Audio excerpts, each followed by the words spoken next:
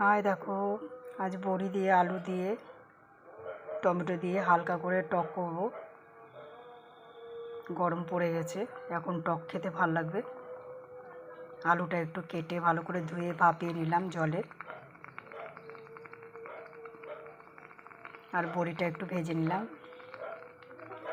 নিয়ে কড়াইয়ে তেল দিয়ে সর্ষে আর শুকনো লঙ্কা সম্বার দিলাম, দিয়ে টমেটো কেটে দিয়ে দিলাম চারটে টমেটো দিয়েছি, কেন এখনকার টমেটো অত টক নয়, তাই 4টে টমেটো দিলাম। লবণ হলুদ দিয়ে টমেটোটা ভালো করে সিদ্ধ করে নিলাম। করে নিয়ে একটু সর্ষে বাটা দিয়ে দিয়েছিলাম। সর্ষে বাটা দিয়ে মশলাটা ভালো করে ভেজে নিয়ে জল দিয়ে দিলাম, দিয়ে বড়ি আর আলু দিয়ে দিলাম। দিয়ে দেখো এরকম পরিস্থিতি, জলটা একটু বেশি লাগবে, বড়িটায় জলটা টানবে। এখন একটু চাপা দিয়ে রাখবো 1 মিনিট।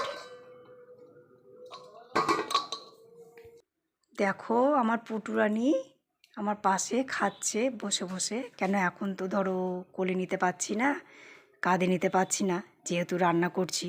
ও ভালো বোঝে যে মা রান্না করছে, রান্নার ঝাঁজ লাগবে, তাই জন্য ওকে দেখো খাঁচায় রেখে দিয়েছি। দেখো খেতে দিয়েছি কত রকমের খাবার, গাজর, বাদাম, তারপরে সূর্যমুখীর বিচন, তারপরে দেখো টমেটো, দেখেছো, মটরশুঁটি সব দিয়েছি। এখন আমার পুটুরানি বসে বসে খাচ্ছে মনের সুখে, আর একবার করে ট্যাঁ ট্যাঁ করছে।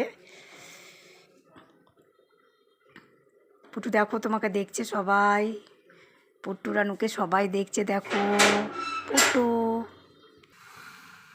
দেখো আমার আলুতে বড়িতে টমেটো দিয়ে টক হয়ে গেল, হালকা টক। এখানে রেসিপিটা শেষ করলাম। Bye bye.